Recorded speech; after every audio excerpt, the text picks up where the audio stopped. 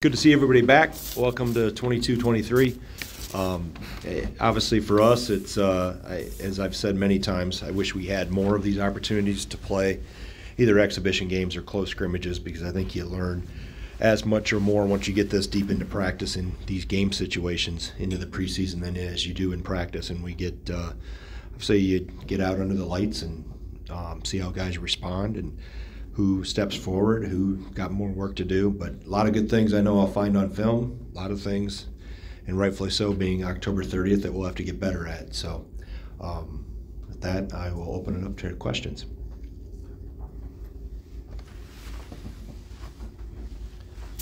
Go ahead. Let's start with what you think you'll see on film that you know the team needs to get better at.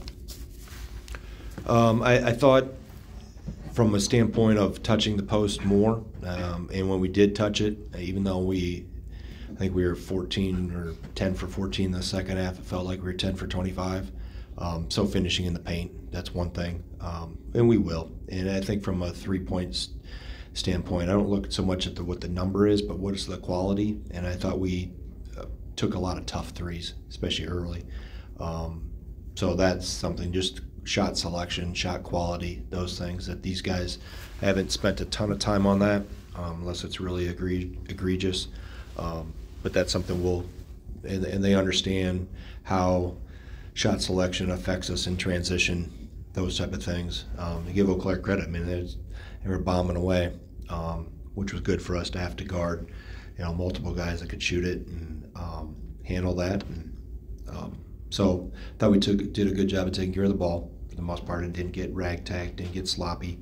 And defensively, for the most part, I thought we were good. They had some tough shots over us, but to hold them to 30% or whatever we did, from the field, defensively, this group I think has the ability to do that because of the versatility of the pieces. Hey Coach, you guys have a lot of new faces on the court for you this season. Was there maybe a guy that stood out to you, or a few guys that impressed you today? I think one was a vet, Tyler Wall. I think just the versatility he brings both ends of the floor.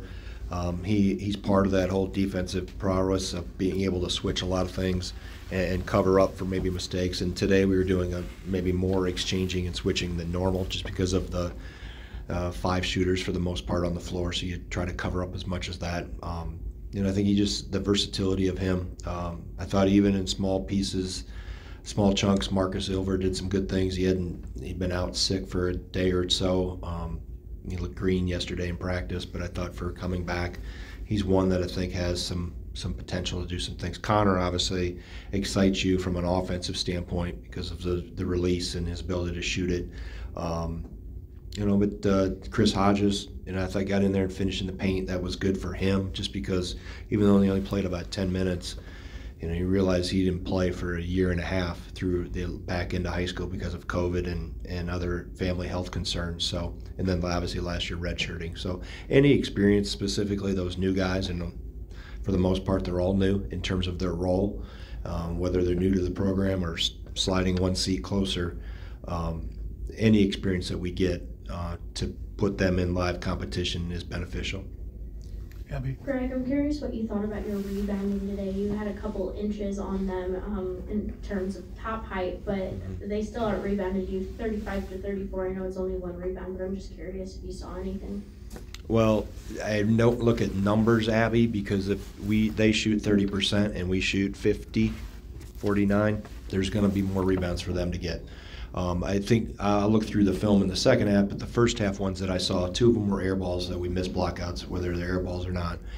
So there's some blockout responsibilities. It's not really about height. It's about technique-wise, and if we're caught in rotation, and do we get bodies and make contact, and a couple of them that they got to, we didn't. And then also when you have a team that shoots a lot of threes, where 33 of their 52 attempts are threes, there's long rebounds.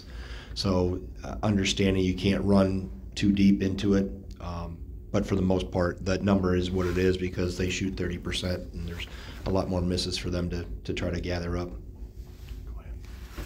Coach, this was your first chance to get a look at your 2 transfers, Max and Kamari, in game action for you. What did you see from them that you really liked? I've always thought Max brings a defensive toughness to us, and that was, I think, on display today, and he's vocal. You can hear him out on the court talking through things. And Kamari, I thought, was better, much like last week against Northern Iowa. He was better in the second half than he was in the first, although the one home run ball he tried to throw, he'll continue to learn how valuable possessions are and understand that. But I thought, for both of them, defensively is always the first hurdle for here. Understanding, our rules and our system and the how-tos, and then it's one thing to do it in the drills and in practice, and then it's another thing to be able to do it when it's live action in a game. So I thought for the most part, we were pretty sound defensively. A few hiccups here and there, but very few mistakes. From that standpoint, Eau Claire was able to knock down some shots over us at times that were deep, but I think they both are getting better on the defensive end and understanding, and then offense will find water always finds its level. They'll find their spots, they understand their roles, and we'll continue to build that from a role standpoint as the season progresses. Coach, today it seemed like the offense at times was a little stagnant. How did you kind of see how the ball movement was, and is there any concerns or anything like that, or what were your initial thoughts from the ball movement today? No, I think ball movement was fine. I think sometimes the shots we took out of it, either by not touching the post or took a three that before we did touch the post, was part of it. And sometimes stagnation also appears in the fact that we're not making shots. So we may not be stagnated, but the ball's not going in, so it makes it look like we are. So I thought in sequences we were decent, but again, we've got work to do on that end too, just like we do on the defensive end. In the back, Coach. If I could work in answer your question, just your thoughts partnering with UW-Eau Claire and kind of working together over the last year to bring this event together. Yeah, no, Coach Sieverling has been awesome. He's been at every one of our statewide events since the time we started it. The first one was at Stout, and then we went to Oshkosh, and then I think we were at La Crosse, and then we had the COVID timeout, and then we went to Whitewater. So he's been at every one, knowing that we were going to come to Eau Claire here this year.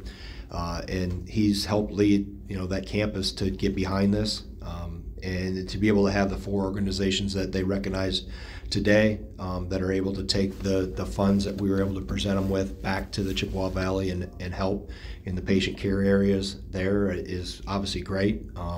That's really the whole mission behind this, is to try to help your neighbors next door, and that's obviously, if you're within the boundaries of Wisconsin, we're trying to help. So like I said, Matt did a great job of helping with that. People in Eau Claire did a great job when we were up there in September, and we'll just continue to try to help each other, and whether it's through research here at Carbone or with the patient care things and initiatives that a lot of organizations are doing across the state.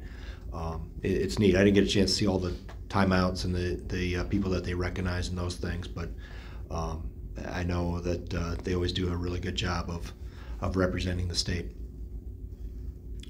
Greg, you asked about Max. It looked like he landed a little bit awkwardly. Do you know that was a tough kid? Do you know, is he okay? Yeah, he's fine. He got retaped, and he was gonna go back in, and then obviously we didn't need to put him back in. So at that point, okay. Yeah. One final question for Coach. We got to hustle up to get to La Crosse. The Eagles and Badgers are coming next with the Halloween little cobwebs. Oh wow, Patrick, your group is stepping up their game. Festive, yeah. Greg, Steven mentioned that you guys haven't done a lot of up and downs in practice, and do you think maybe that was some of the reason for some of your miscues? Because I know you guys haven't, and I know, but that's not something you typically do. So I'm just curious. Probably not. No, I mean we've got to continue to get, and conditioning will continue to improve as we go into this. Deeper into the season. That'll come through playing more games and more reps, less drills, more 5-on-5 that we've done. But now we're in better shape than we were in France, but we're not where we need to be and will be. Okay, thank you, Okay. Coach. All right, thank you. Appreciate you.